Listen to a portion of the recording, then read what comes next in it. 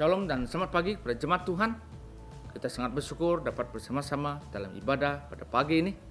Dan kita akan menelusuri Markus 16, yaitu tentang kebangkitan Yesus. Mari kita selidiki hati kita. Apakah kita sudah mengalami kebangkitan rohani dalam hidup kita? Dan dalam ibadah ini, mari kita fokus kepada Yesus. Selamat beribadah. Tuhan beserta kamu. Dan beserta kamu juga. Saya gembira bila mereka berkata kepada saya, Marilah kita pergi ke rumah Tuhan. hai, marilah kita menyanyi kepada Tuhan. Marilah kita bersorak dengan sukacita kepada Juru Selamat yang Maha Kuasa. Allah itu roh. Kita harus menyembah dalam roh dan kebenaran. Kemuliaan kepada Allah Bapa, Anak dan Roh Kudus. Puji Tuhan sekarang dan selama-lamanya. Amin.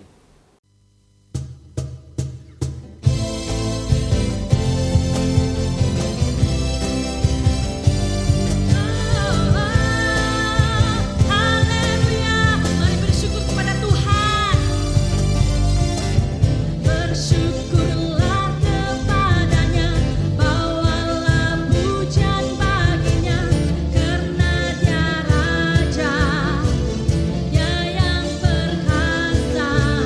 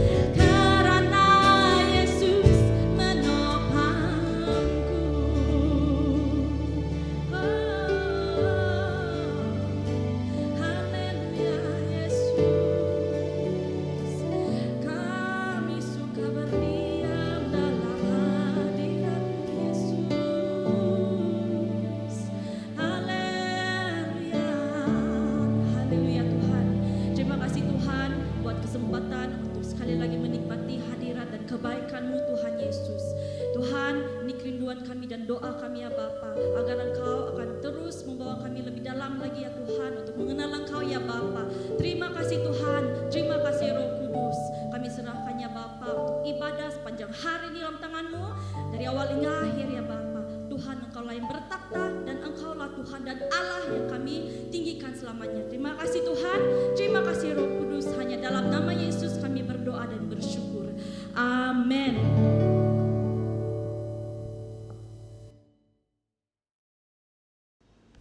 Doa hari ini, Trinity 10. Bapa Maha Kuasa, Anak-Mu Yesus Kristus mengajar bahwa apa yang kami lakukan kepada orang yang paling tidak layak, kami lakukan juga kepada Dia. Berilah kami kehendak menjadi pelayan orang lain, seperti mana Dia adalah pelayan kepada semua orang, yang mengorbankan nyawa dan mati untuk kami.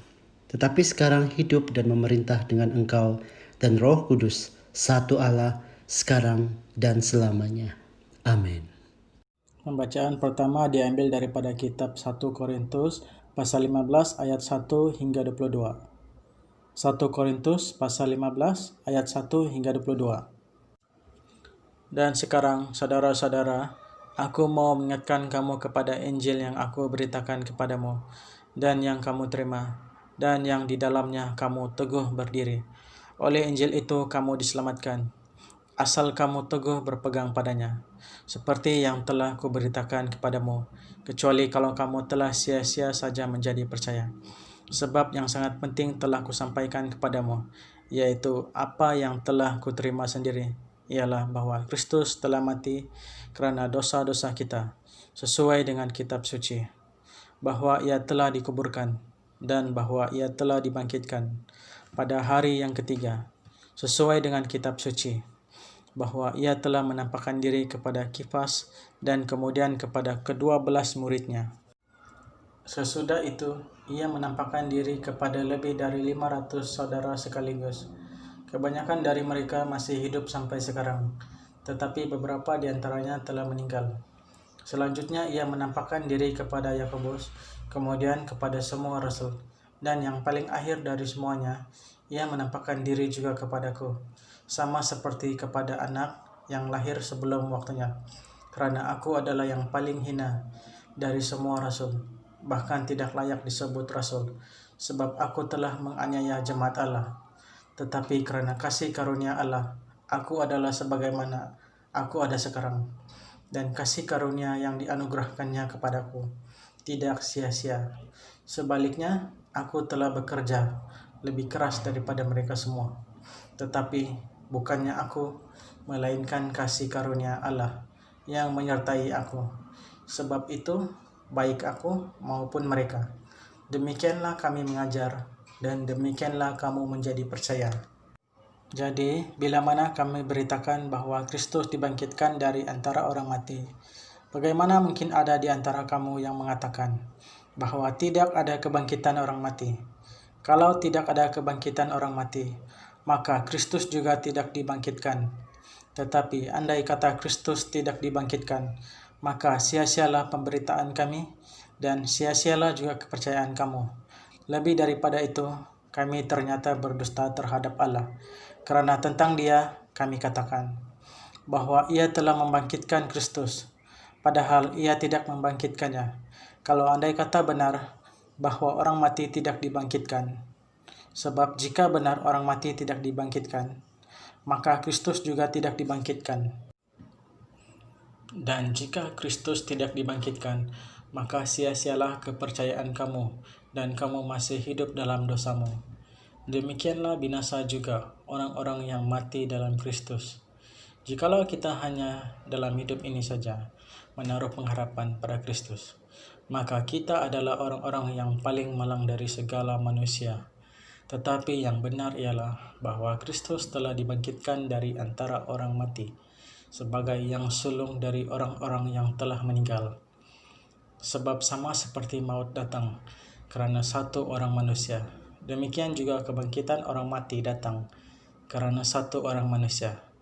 Kerana sama seperti semua orang mati dalam persekutuan dengan Adam, demikian pula semua orang akan dihidupkan kembali dalam persekutuan dengan Kristus.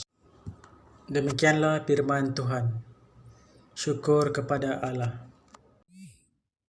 Injil Kudus daripada Tuhan kita Yesus Kristus menurut Injil Markus pasal 16 ayat 1 hingga ke 8. Markus 16 mulai dari ayat 1 hingga ke ayat 8. Kemuliaan kepadamu Tuhan Yesus. Setelah lewat hari Sabat, Maria Magdalena dan Maria ibu Yakobus serta Salome membeli rempah-rempah untuk pergi ke kubur dan meminyaki Yesus. Dan pagi-pagi benar pada hari pertama minggu itu, setelah matahari terbit, pergilah mereka ke kubur. Mereka berkata seorang kepada yang lain, "Siapa yang akan menggulingkan batu itu bagi kita dari pintu kubur?" Tetapi ketika mereka melihat dari dekat, tampaklah batu yang memang sangat besar itu sudah terguling. Lalu mereka masuk ke dalam kubur dan mereka melihat seorang muda yang memakai jubah putih duduk di sebelah kanan. Mereka pun sangat terkejut. Tetapi orang muda itu berkata kepada mereka, "Jangan takut. Kamu mencari Yesus, orang Nazaret, yang disalibkan itu. Yang telah bangkit, yang tidak ada di sini. Lihat, inilah tempat mereka membaringkan dia. Tetapi sekarang pergilah, katakanlah kepada murid-muridnya dan kepada Petrus, yang mendahului kamu di Galilea, di sana kamu akan melihat dia, seperti yang sudah dikatakannya kepada kamu." Lalu mereka keluar dan lari meninggalkan kubur itu, sebab gentar dan dahsyat menimpa mereka. Mereka tidak mengatakan apa-apa kepada sesiapa pun, juga karena takut. Dengan singkat mereka sampaikan semua pesan itu kepada Petrus dan teman-temannya. Sesudah itu, Yesus sendiri dengan perantaraan murid-muridnya memberitakan dari timur ke barat berita yang kudus dan tak terbinasakan tentang keselamatan yang kekal itu. Demikianlah Injil Kristus. Terpujilah Tuhan Yesus. Shalom dan selamat pagi, para jemaat Tuhan. Apa kabar? Saya harap semua Anda sehat sejahtera sepanjang kita memerangi wabah ini. Namun rasanya tidak mungkin membicarakan perkara lain setakat ini. Semua orang membicarakan tentang COVID-19. Apalagi di negeri Sabah ini orang membicarakan tentang politik negeri ini. Ya, dan mungkin kita lupa pendirian iman kita. Namun saat ini kita perlu melihat segala sesuatu dengan lebih menyeluruh. Saya tidak yakin 2000 tahun yang akan datang orang masih membicarakan tentang pandemi COVID-19. Sebaliknya, kita masih membicarakan kebangkitan Yesus 2000 tahun setelah peristiwa itu terjadi. Kesadaran ini mungkin dapat mengingatkan kita betapa pentingnya kebangkitan Raja Hamba, bahkan di tengah-tengah krisis yang sedang melanda kita sekarang. Jadi pagi ini saya ingin kongsikan 3 perkara penting. Namun mari kita berdoa terlebih dahulu. Terima kasih Tuhan, kami bersyukur di tengah-tengah krisis yang melanda kami, Engkau 2000 tahun lalu telah bangkit. Yesus Kristus telah bangkit daripada kematian yang membawakan kami kemenangan. Dan kami mau diulang lagi semula tentang kebangkitan Yesus Kristus yang dapat memberikan kami kekuatan untuk menghadapi berbagai cabaran. Tuhan pimpin kami agar kami dapat mengerti, menanggapi kebangkitan Tuhan Yesus dalam kehidupan kami. Dalam nama Yesus kami berdoa. Amin. 3 perkara penting. Yang pertama, kebenaran kebangkitan Yesus. Nah, saya suka rumusan Paulus dalam 1 Korintus 15 ayat 3 hingga 8. Oke, kita akan bacakan. Sebab yang sangat penting telah kusampaikan kepadamu, yaitu apa yang telah kuterima sendiri, ialah bahwa Kristus telah mati karena dosa-dosa kita, sesuai dengan kitab suci. Bahkan ia telah dikuburkan, dan bahwa ia telah dibangkitkan pada hari yang ketiga, sesuai dengan kitab suci. bahwa ia telah menampakkan diri kepada Kefas dan kemudian kepada ke-12 muridnya. Sesudah itu ia menampakkan diri kepada lebih dari 500 saudara sekaligus. Kebanyakan dari mereka masih hidup sampai sekarang, tetapi beberapa di antara mereka telah meninggal. Selanjutnya ia menampakkan diri kepada Yakobus, kemudian kepada semua rasul. Dan yang paling akhir dari semuanya, ia menampakkan diri juga kepadaku, sama seperti kepada anak yang lahir sebelum waktunya. Jadi rumusan ini menyokong apa yang tertulis di dalam kitab Injil Sinoptik. Anda boleh membaca dalam Markus 16, pertemuan-pertemuan yang telah berlaku di antara murid-murid Yesus bertemu dengan Yesus. Dan Paulus merumuskan ini sangat cantik sekali untuk membuktikan kepada kita, memberikan jaminan penyataan iman kepercayaan kita terhadap Yesus Kristus melalui kebangkitan Yesus. Jadi kebangkitan Kristus merupakan jaminan pasti, bukan bohong, yang diberikan Allah atas pembaruan umat manusia. Dan juga kebangkitan Kristus jaminan pasti akan pembaharuan alam ciptaannya. Saudara, kebangkitan Yesus bukan mitos. Kebangkitan Yesus bukan satu cerita legenda. Bukan. Tetapi ia merupakan sesuatu yang pasti. Apabila kita membaca rumusan Paulus dalam 1 Korintus ini. Seperti mana Yesus telah memberitahu pada muridnya 3 kali. Ia akan mati, ia akan disalibkan, ia akan mati, dikuburkan, dan pada hari yang ketiga dia dibangkitkan. Dan kali Paulus merumuskan, bukan hanya itu, tapi penampakan diri Yesus kepada para muridnya itu memberikan kita kepastian akan kebangkitan Kristus. Mari kita baca Roma 8, 20 hingga 23. Alam semesta sudah dibiarkan menjadi sia-sia, bukan karena kehendak sendiri, tetapi karena Allah menetapkannya demikian. Meskipun demikian ada juga harapan bahwa pada satu hari alam semesta akan dibebaskan daripada kuasa yang menghancurkan, lalu menikmati kebebasan dan kemuliaan dengan anak-anak Allah. Kita tahu bahwa setiap saat, sehingga saat ini, alam semesta merintih kesakitan, seperti kesakitan yang dialami wanita yang bersalin. Bukan sahaja alam semesta yang merintih, tetapi juga merintih, kita juga merintih dalam batin.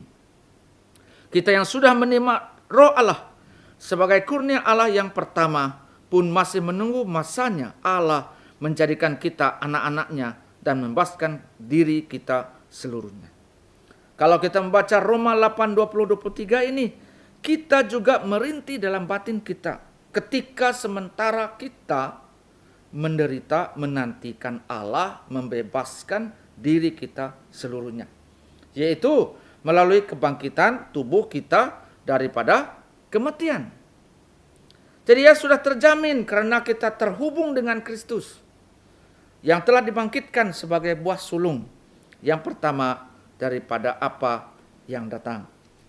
Yang menarik di sini, COVID-19 ada karena dunia ini dibiarkan menjadi sia-sia.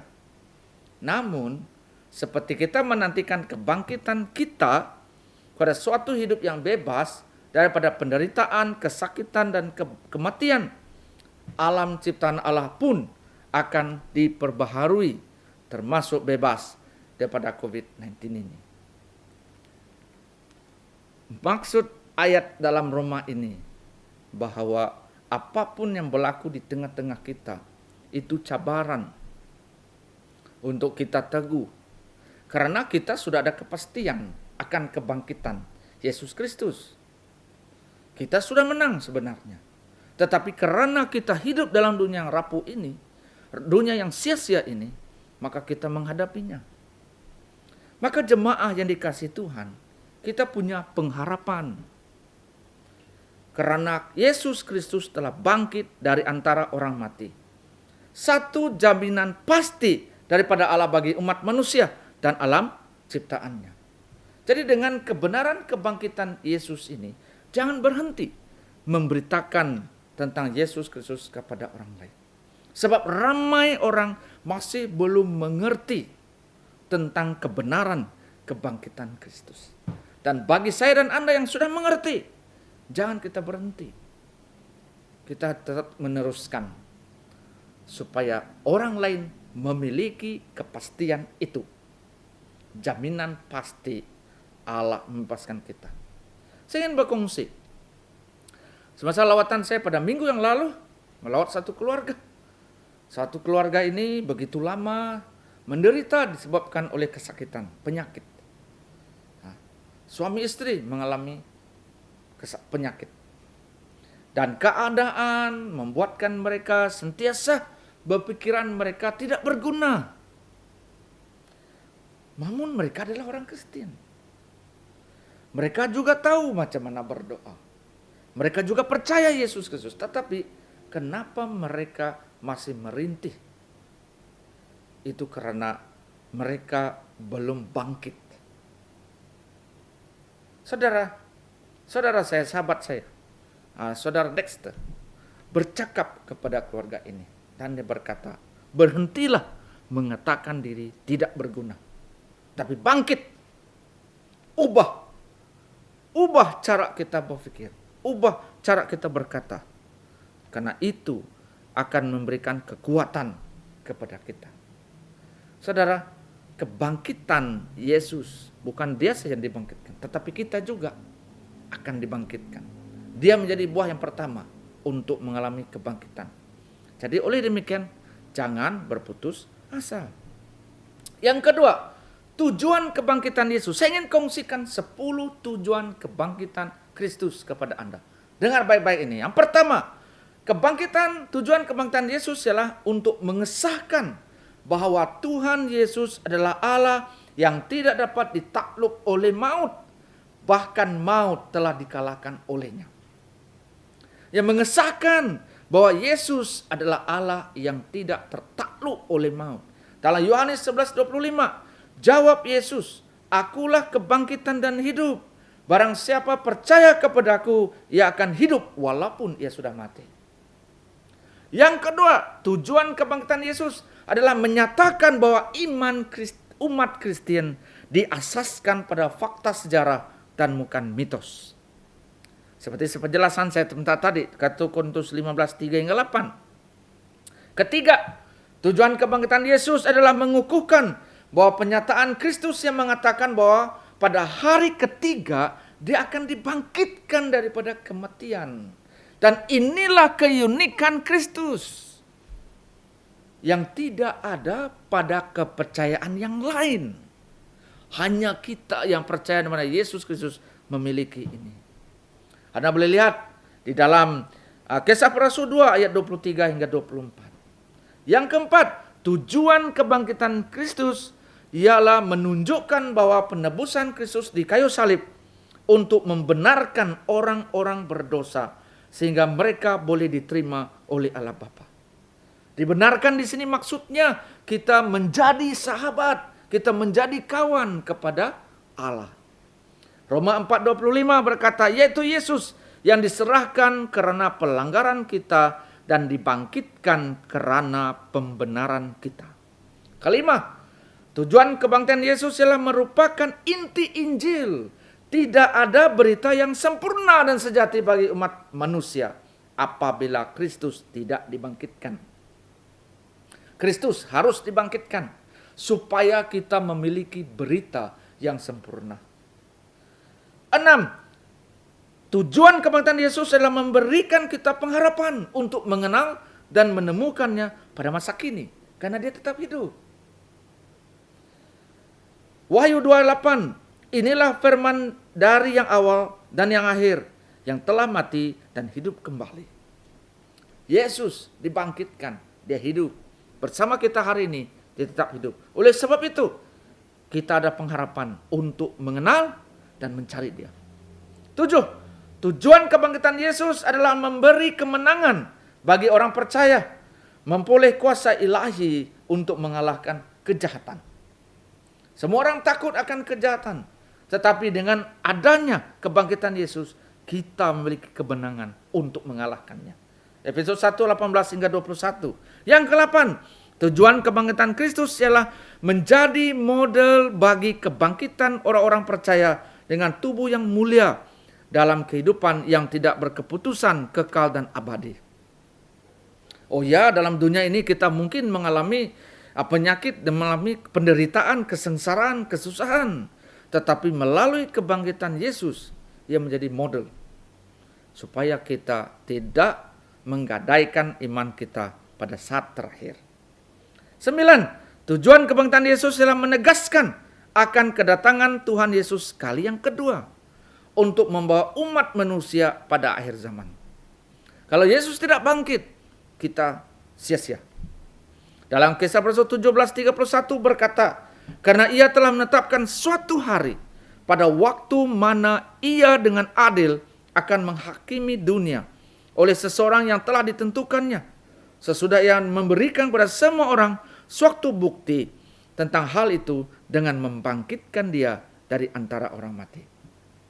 Dan yang terakhir yang 10, tujuan kebangkitan Yesus adalah mendorong orang-orang percaya untuk teguh dalam iman, giat bekerja bagi kerajaan Allah, memberitakan Injil keselamatan Tuhan Yesus Kristus, karena mengetahui bahwa jerih payah tidak sia-sia. Jadi tujuan kebangkitan Yesus ini sudah cukup menyatakan kepada kita berita gembira. Sebagai orang-orang percaya, saudara jangan hanya menjadi orang Kristen. Oh ya, dalam IC kita tidak ada tulisan Kristen. Tetapi jangan jadikan kita menjadi diri orang-orang Kristen, tetapi tidak memiliki kepercayaan penuh atau tidak memiliki pahaman, pengetahuan tentang tujuan kebangkitan Yesus. Dengan 10 tujuan ini, jangan lagi takut, ragu-ragu, tidak pasti, jangan lagi tidak percaya. Dunia ini seperti saya kata tadi adalah sia-sia, rapuh, anytime boleh berlaku apa saja terjadi. Kalau di Beirut boleh meletup, di sana kan boleh meletup. Tetapi apa yang membedakan kita dengan mereka? Dengan orang lain? Kebangkitan Yesus Kristus. Jadi mari bangkitlah.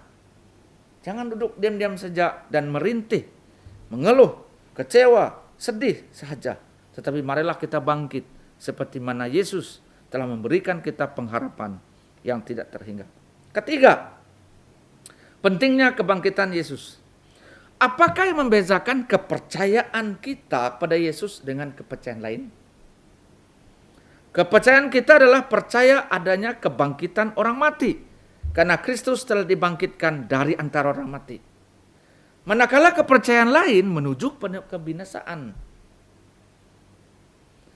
Jadi dengan kata lain, kepercayaan lain hanya menyatakan bahwa setiap manusia akan mati sia-sia.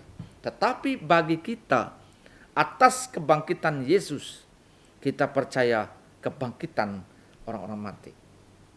Jadi Paulus menegaskan bahwa jika Kristus tidak dibangkitkan, maka sia-sialah pemberitaan para rasul dan iman kita. Kalau Kristus tidak dibangkitkan, maka sia-sialah saya bercakap di depan kamu setiap tahun. Sia-sialah iman kepercayaan kita kepada Yesus. Dalam 1 Korintus 15:14. Dan jika Kristus tidak dibangkitkan, maka kita tetap tinggal dalam dosa. Dalam 1 Korintus 15 ayat 17, dan jika Kristus tidak dibangkitkan, maka sia-sialah kepercayaan kita. Dan kita masih hidup dalam dosa kita. Yesus mati di kayu salib untuk menebus kita daripada dosa. Dan cara menebuskan itu dia perlu mengalami kematian dan kemudian dia bangkit. Kalau Kristus tidak bangkit, sia-sia. Dosa yang membuat manusia terpisah dari Allah yang membuatkan manusia mati dan binasa. Dan 1 Korintus 15, 21, 22. Sebab sama seperti maut datang pada satu orang manusia, demikian juga kebangkitan orang mati datang karena satu orang manusia. Karena sama seperti semua orang mati dalam persekutuan dengan Adam. Jadi fakta kebangkitan Yesus membuatkan setiap orang percaya dibebaskan dari belenggu dosa dan kebinasaan. Inilah perbezaan orang yang percaya kepada Yesus dengan orang yang menolak Yesus. Saudara, kita sudah percaya dan kita memiliki kebenaran ini, kita mengetahui tujuan kebangkitan Yesus, kita tahu kepentingan kebangkitan Yesus, maka janganlah kita menggadaikan iman kita gara-gara satu perkara. Namun kita mau tetap teguh di dalam Yesus karena ada pengharapan di dalam Kristus. Oleh itu kita dituntut untuk hidup dalam kebenaran. Saudara, kita dituntut untuk hidup dalam kebenaran. Bagaimana kita hidup dalam kebenaran? Baca firman Tuhan. Kenali ialah Yesus melalui firman-Nya. Karena firman itu adalah Yesus sendiri. Dan apa dalam kebenaran ini yang akan menuntun kita kepada hidup dalam keteguhan iman yang menghasilkan kekudusan dan ketaatan total kepada Allah. Sehingga hidup kita menyenangkan Dia. Jadi, saudara dikasih Tuhan, kita perlukan kebenaran ini. Pentingnya kebangkitan Yesus supaya hidup kita dituntun. Dan satu lagi kegembiraan besar daripada kebangkitan Raja Hamba ini. Untuk saya ada satu lagi kegembiraan yang paling besar. Yesus bangkit daripada kematian. Untuk kita adalah Dia dibangkitkan agar kita dibawa pulang bersama Dia kelak. Kita mau pulang bersama dengan Tuhan Yesus. Siapa di antara kamu yang mau pulang bersama Yesus? Saya percaya Anda mau berkata, saya mau pulang bersama Yesus. Oleh sebab itu, untuk kita pulang bersama dengan Yesus, marilah kita meletakkan keteguhan iman kita pada Yesus Kristus dan bukan kepada benda lain. Jadi sebelum saya mengakhiri khotbah saya pada pagi ini, saya ingin mendeklamasikan sebuah sajak yang bertajuk Berjalan Pulang. Dan ini adalah ciptaan nukilan seorang pribadi bernama Oki Patria Sadewa. Dan saya harap kita dapat menyelami tajuk ini, Berjalan Pulang. Sajak berjalan pulang. Hidup ini adalah sebuah perjalanan untuk pulang. Melangkah tanpa tahu bila saat datang petang. Berjerih payah untuk harta yang nantinya pun lenyap. Hingga akhir nyenyak abadi ku dapat dalam senyap. Memang hidup adalah perjalanan untuk pulang. Sementara menata remah dunia kian mengekang. Buat apa kaya? Tapi harus melukai kawan seperjalanan. Tak ku peluk erat tidur dalam sunyi timbunan. Hanya pungut aku saat tenggelam dalam kelam. Hanya tapi ragaku kala malam kian terbenam. Andai sayat sembilu langkah ini banyak tercela. Sejuta maaf kataku jika napasku masih terhela. Sahabat seperjalananku, hidup ini adalah sebuah perjalanan untuk pulang. Dan setiap langkah adalah jejak menuju petang. Demikianlah firman Tuhan. Amin. Pengakuan iman rasuli, marilah kita bersama-sama. Saya percaya kepada Allah yang tunggal, Bapa yang Maha Kuasa, Pencipta langit dan bumi. Saya percaya kepada Tuhan Yesus Kristus, Anak Tunggal Allah yang dilahirkan oleh anak darah Maria. Dia menderita masa pemerintahan Pontius Pilatus. Dia disalibkan, mati, lalu dikuburkan. Pada hari yang ketiga, dia bangkit, dia naik ke surga, dia duduk di sebelah kanan Bapa. Dia akan datang kembali untuk menghakimi orang yang masih hidup dan yang sudah mati. Saya percaya kepada Roh Kudus, gereja sedunia yang kudus, dan daripada rasul-rasul, pengampunan dosa, kebangkitan hidup, dan kehidupan yang kekal. Amin. Shalom saudara dan saudari sekalian yang dihormati. Pagi hari ini untuk makluman Anda, saya ingin ambil kesempatan sekali lagi mengucapkan terima kasih untuk tindak balas saudara-saudari yang telah memberi maklum balas kepada borang tinjauan berhubung dengan rancangan permulaan ibadah ujung minggu. Tetapi kami masih mengalu-alukan bagi Anda yang belum bertindak sedemikian, sila lihat QR code borang gaji selidik bahagian BM, di mana Anda boleh menggunakan scanner dalam handphone Anda sekarang ini, lalu Anda scan QR code, maka timbullah borang gaji selidik, dan Anda isi sesuai dengan apa yang Anda pilih, dan kemudian hantar borang tersebut. Itu akan membantu pihak gereja menilai dan membuat persiapan bagaimana kita boleh melayani saudara-saudari dengan lebih baik dan membuat persiapan seterusnya. Jadi tolong imbas kod QR dan maklum balas. Perkara yang kedua, seperti yang sudah dimaklum sedia, setiap hari Isnin sampai hari Jumaat, tadika kita sudah pun mulai beroperasi dari jam 8 hingga jam 12 tengah hari, ya, maka oleh kerana waktu tadika, kami perlu memberitahu kepada saudara-saudari yang ingin datang ke kawasan gereja untuk urusan rasmi ataupun apa jua pun, sila ambil perhatian, Anda diminta datang masuk melalui pintu gate warna hijau yang berdekatan dengan menara lonceng gereja. Sila lihat gambar ini supaya Anda tahu di mana Anda boleh masuk ke dalam kawasan gereja, dan sesudah masuk dan ingin keluar semula, hala tujuannya ialah melalui pintu gate yang besar warna hitam. Maka dengan itu, saudara-saudari, kita harap kita boleh memberi kerjasama untuk kepentingan bersama. Itu adalah berita yang kedua.